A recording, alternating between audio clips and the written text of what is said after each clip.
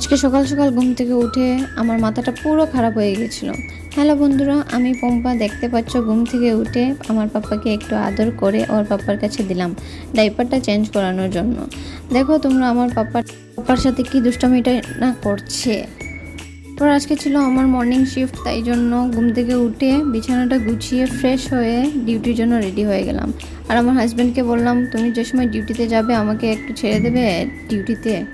তারপর আমার হাজব্যান্ড বললো ঠিক আছে, তাড়াতাড়ি রেডি হয়ে নাও। তাই তাড়াতাড়ি করে ছট করে রেডি হয়ে গেলাম, হয়ে ডিউটির জন্য বেরিয়ে পড়লাম দুজনে।